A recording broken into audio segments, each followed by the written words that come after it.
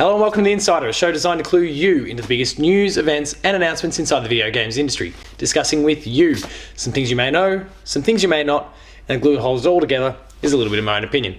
My name is Paul James, thank you very much for watching, and let's get off with our episode.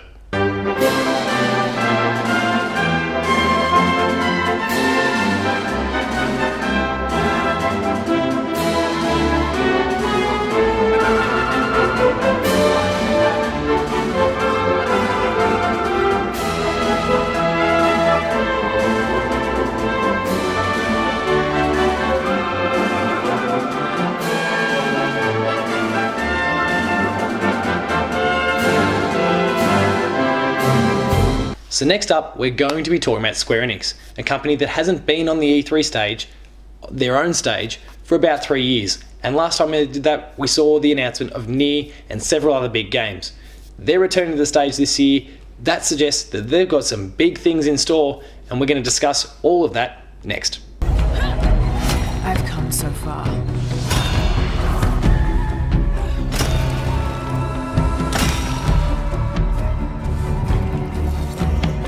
I'm not turning back. So let's again discuss some of the sure things first. And there is no surer thing than Kingdom Hearts 3 at E3 2018. They are on the verge of announcing the release date. Now maybe they will do it before the conference, maybe they'll do it at the conference, maybe they'll do it at PlayStation or Xboxes. Who knows? But we are going to see Kingdom Hearts in some capacity at their conference. It is their big Japanese hitter for 2018. And they're going to throw all their weight, all their money, all their support at it. Another game that's also going to get similar support is Shadow of the Tomb Raider. This is the closing chapter in Lara's rebooted story, and we're expecting fairly big things. Rise of the Tomb Raider and then the original Tomb Raider reboot have been incredible, have been really well received, and have been praised accordingly. We're expecting big things from this Shadow of the Tomb Raider, and I'm really hopeful that they put a lot of time, either on their stage or again, someone else's, into showing us what this game is. Bigger name press outlets have already had a chance to play it. It's probably been playable at the Judges Week, and I'm expecting that we finally get to see more of what that game is and what others have been seeing for quite some time. Next up, I want to talk about one that I'm really pushing, Dragon Quest XI. This is a core Japanese turn-based RPG, the 11th in the core series. It's huge in Japan. They take public holidays for this franchise, but it hasn't translated to immense sales in the West. And what I'm banking on this year is for Square-Enix to really throw some weight at this IP. It's due. It's due for success out here in the West. Give it some time, give it some money. We're going to see it at E3 in some capacity because it's coming out in September. Get hyped, get excited. Dragon Quest XI is going to be awesome. The next one I want to talk about is another RPG, Project Octopath Traveler, or just Octopath Traveler as we now know it. It's coming to the Switch, it looks gorgeous, it's another traditional RPG, it's going to be great. We might only see it on the Nintendo stage as opposed to what Square Enix is doing, but there's reason to think that it'll be at E3 in some way, shape or form because it's coming out a month after the conference. Make sure to go and check it out, it's doing some really cool stuff. Finally, I'm going to talk about The World Ends With You Remix, another game that is coming to the Switch. This is a game that released on the DS way back and was loved and adored for all the things it was doing. People want more of that IP. Maybe we'll see we're going to see more of that game, and maybe, just maybe, we'll see a tease for what is next with that IP. And maybe it comes to the Switch as well as the other consoles, the PS4 and the Xbox One. We'll have to wait and see in that regard. But it's doing some cool things. You should check it out if you haven't already.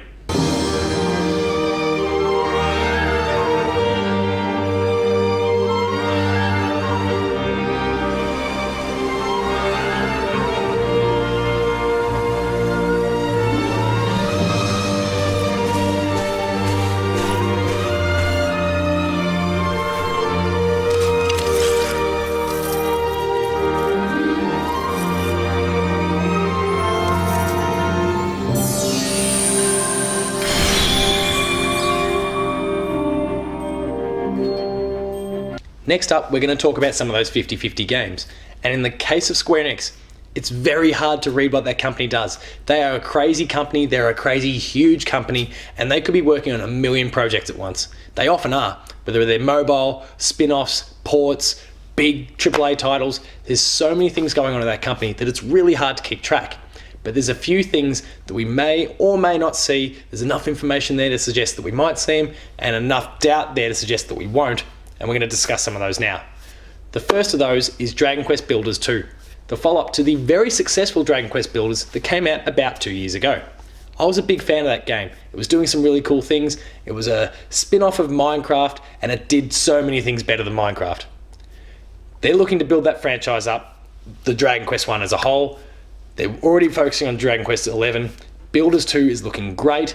I expect to see more of it at this conference. They're doing some cool things. Please bring it. I really want to see it.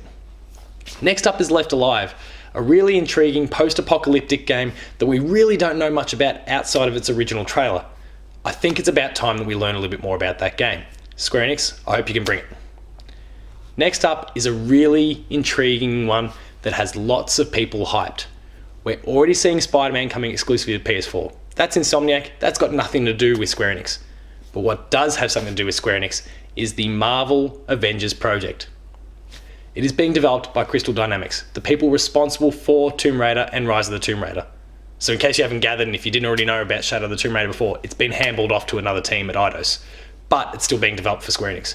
This Marvel project has been in the works for quite some time now, and I reckon this is the reason why Square Enix is having a big E3 conference. They don't do conferences for small things. They don't do conferences for just a so-so year or just a so-so showing. We're in the midst of Avengers fever at the moment.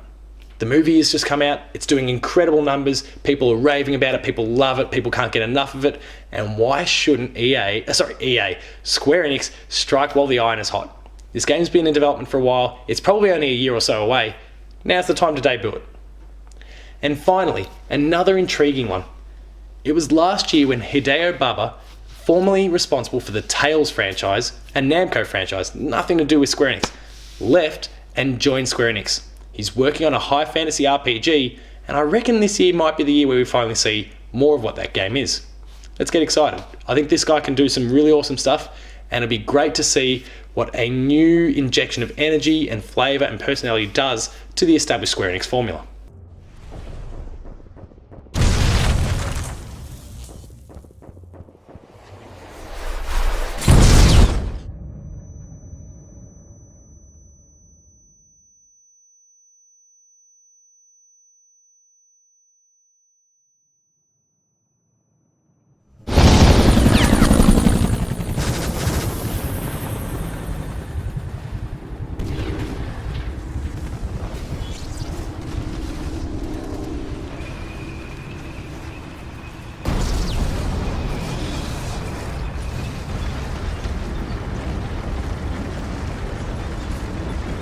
And finally, the no chance category. The ones that I think we're kidding ourselves if we actually expect to see them, but I'm prepared to take that punt, and if it blows up in my face, I probably won't be unhappy about it.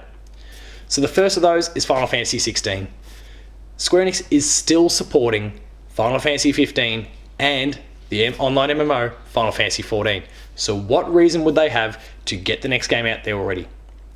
Surely they have learnt their lessons from many years of Final Fantasy XV's development, of formerly Versus 13, of Kingdom Hearts, of looking out and seeing what was happening to Sony with The Last Guardian, of what is currently happening to them with Final Fantasy VII Remake. Surely we're not going to see Final Fantasy XVI at this conference. And finally, I want to talk about Nier. Nier Automata was one of 2017's best games. There are so many people out there who rave about this game for all that it did, and we're going to see another one. I just think 2018 is a little bit too early for that. Get hyped for 2019. I can't wait to see more of what this franchise has got in store. It really seems to have a bit of energy about it at the moment. People are really on board with what it's doing, but we're 1 year too soon. Fear not, A2! I can handle this! Androids were designed to protect their human masters. Even if it's pointless, you still have to do it! You two are the last remaining members of your home. That's not the operator. It's...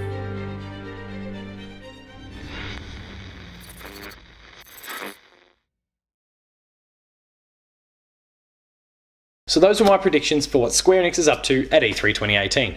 I hope you liked them, I hope you enjoyed them, I hope you have some that you agree with, some that you disagree with, and please sound off down below with your thoughts.